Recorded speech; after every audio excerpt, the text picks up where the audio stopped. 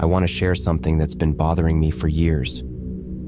It's not about ghosts or anything supernatural. It's just something that doesn't make sense, and I can't stop thinking about it. Back in 2017, I was going through some old family photos. My mom had passed away, and I inherited a bunch of her things, including a box filled with photographs. Most were from the 80s and 90s. Birthdays, vacations, holidays. Nothing unusual. One evening, I was flipping through them, feeling nostalgic. Then I came across a photo that made me pause. It was a picture of me at my 7th birthday party. I was blowing out candles on a cake, surrounded by friends and family. Everyone was smiling. But there was a man in the background standing near the doorway, looking directly at the camera. I didn't recognize him. He was tall, wearing a brown jacket and jeans. His expression was neutral, almost blank. I thought maybe he was a friend of my parents', someone who came to the party. But I couldn't recall ever seeing him before. Curious, I showed the photo to my dad. He studied it for a moment and then frowned. "Who's that?" I asked, pointing to the man. He shook his head.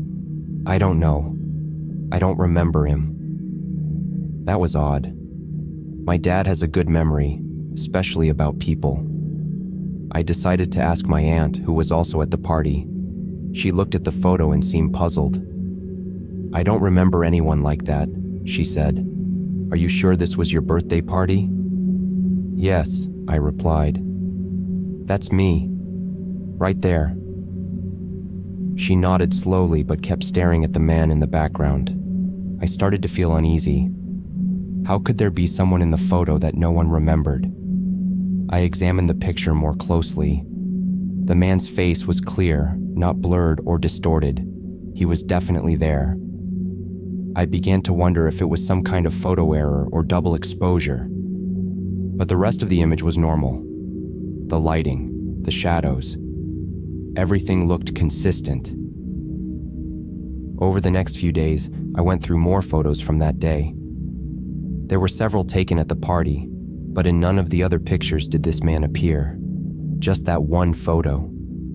I even checked the negatives. The man was there. I couldn't shake the feeling that something was off.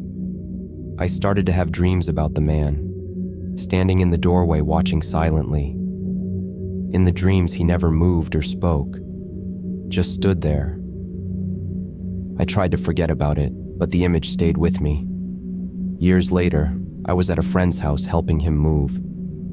He had a stack of old magazines, and as I was flipping through one, I saw an article about unsolved crimes. There was a photo of a suspect, a man wanted in connection with a series of burglaries in the late 90s. My heart skipped a beat.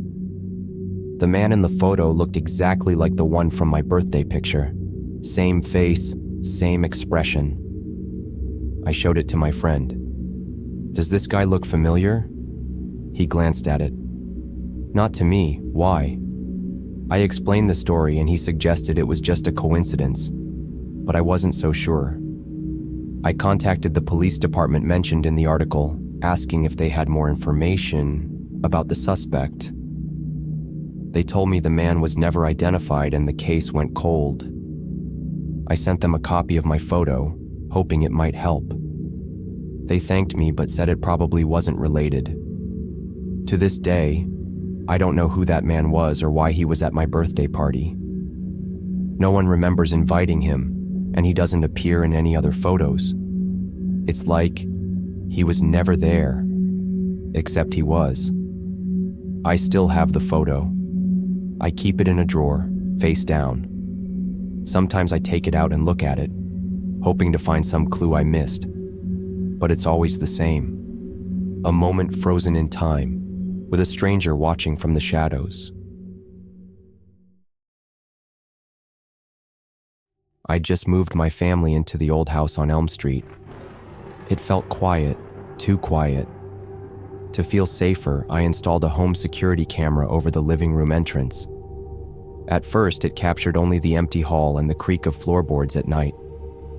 One evening, I noticed the live feed flicker. The image blurred, then sharpened on a dark corner of the hallway.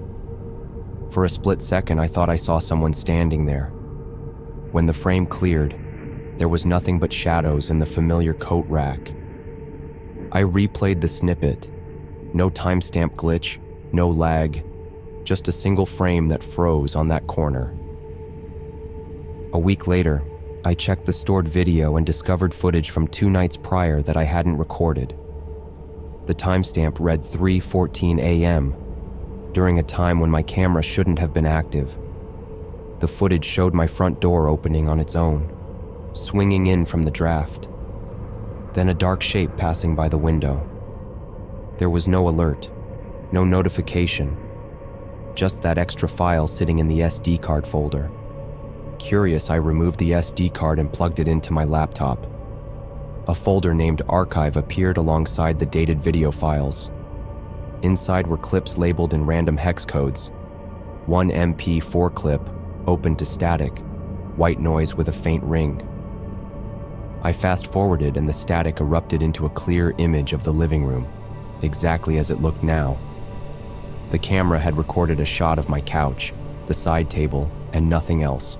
No motion, no trigger, yet the video existed. I shared the file with an online forum that specializes in tech anomalies. Someone suggested it might be a leftover capture from a previous tenant's device. But our house had never had smart cameras before. I even found an old USB hard drive at a thrift shop that came with a similar clip.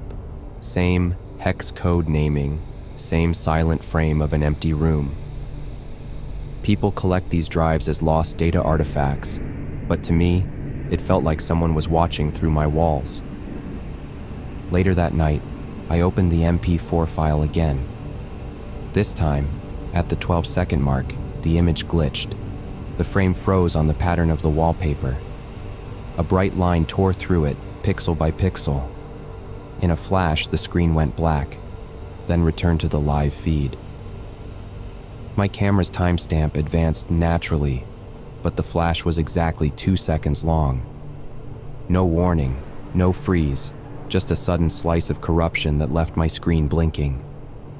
I learned that certain video codecs can crash hard drives or cameras with malformed frames.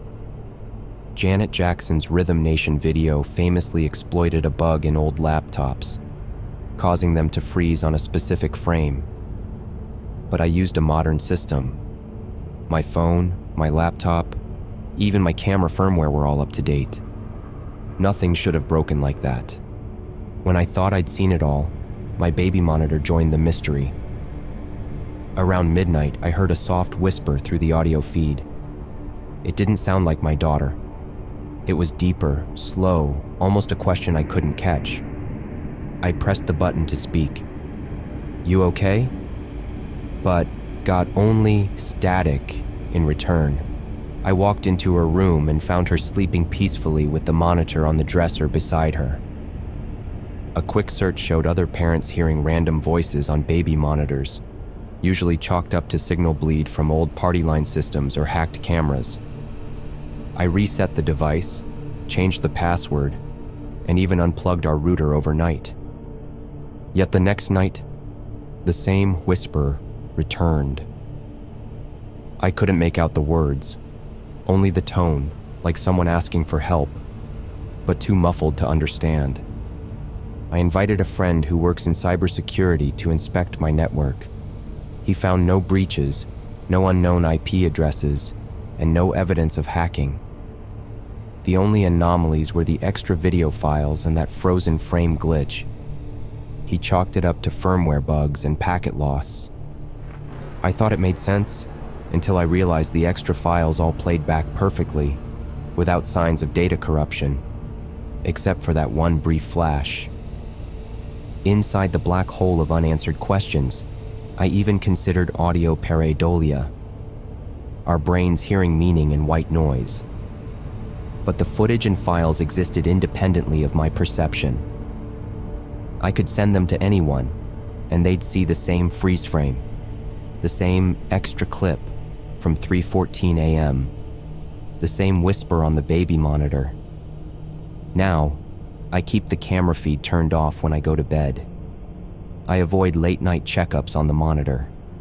I try not to think about the files still sitting in that hidden folder on the SD card. But sometimes, in a quiet moment, I plug it in again, just to remind myself that something is out there. Something I can record but not understand. Something watching but never showing its face. And that something stays with me every time the lights go out. I always knew the attic would hold something interesting, but I never expected to find an old shortwave radio hidden under a moth-eaten blanket. It was one of those wooden tabletop models from the 70s, with a cracked tuning dial and yellowed plastic knobs. I dusted it off, plugged it in, and was surprised when it powered up with a soft hum. I leaned closer, expecting the usual crackle of distant stations, but all I heard was silence, until the dial caught a burst of static that sounded almost deliberate. That first night I tuned through the usual bands, AM, FM, weather alerts, but came up empty.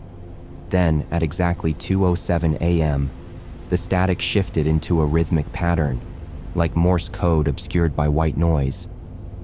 I grabbed my phone and started recording, hoping to decode it later. The pulses repeated for 2 minutes before fading out, leaving only the radio's low hiss. I replayed the clip, convinced I'd imagined the pattern, but there it was, clear as day. A 3-beat pulse, pause, 2-beat pulse, pause, 9-beat pulse. Over the next week, I returned each night. The sequence changed subtly. Sometimes it ran backward, sometimes it skipped beats. I researched online to see if any amateur radio clubs had cataloged the signal, but found nothing. On the 6th night, the rhythmic code dissolved into whispered syllables, soft, urgent, and broken. I couldn't make out the words, but the tone felt like a plea. I shivered, not sure whether to feel excited or terrified. I shared the recordings with a friend who tinkers with electronics and radio gear. He stripped apart my handheld recorder and discovered extra audio files on the memory card, ones I never saved or even saw when browsing by folder. Each file was unlabeled and time-stamped at times I wasn't recording. One file captured a single breath, another a low tone that rattled my teeth. He suggested a hidden partition or ghost files, but I insisted the card was brand new. By night 10, I rigged up a camera and placed it next to the radio, framing both knobs and the tuning scale. When I reviewed the footage, I saw the dial twitch on its own, inching upward by the tiniest fraction. It stopped at a frequency no scanner can register, an odd decimal between two known bands. At that moment, a hush fell over the recording, then a whisper so clear it gave me goosebumps. "Help me." I froze the video, but when I zoomed in, the screen glitch swallowed the words whole. The next morning, I went to the local library to dig through newspapers for any mention of unlicensed broadcasters or mysterious transmissions. All I found were rumors of a pirate radio station in the 80s that disappeared after one broadcast. No names, no addresses, nothing concrete. Returning home, I queued up my nightly recordings. On one clip, in the background static, I thought I heard my own name whispered, though I never spoke it into the mic. My heart sank. Panicked, I called the police non-emergency line and recounted my story. The dispatcher was polite but skeptical, referring me to a local ham radio club instead. Their expert scanned my audio files and found no signs of editing or digital tampering. They confirmed it was a live transmission. One older gentleman even said he'd heard tales of a whispering frequency that sometimes lured listeners into obsession, but he had no recordings and no proof. Back at home, I decided to destroy the radio. I squeezed its wooden frame, ripped out the tubes and wiring, and dropped them into a metal trash can. I watched as sparks crackled at the bottom. For a moment, I thought the whispers would stop, but that night, my recorder still chimed at 2:07 a.m., capturing one last 3-beat code, a pause, then a single word: soon. I haven't plugged the recorder back in since. The radio parts sit in a sealed box in my garage, and I avoid the attic ladder. Sometimes, though, I wake at night, convinced I hear faint static leaking through the walls. I resist the urge to check. The unanswered questions are what haunt me most. Who or what was speaking through that frequency? Why did it know my name? And what happens when soon arrives? No one else will ever listen to those tapes. I won't let them get tangled up in this. But whenever I pass a radio, even a simple car stereo, I feel its silent pulse waiting for me to tune in again. And I know I never will.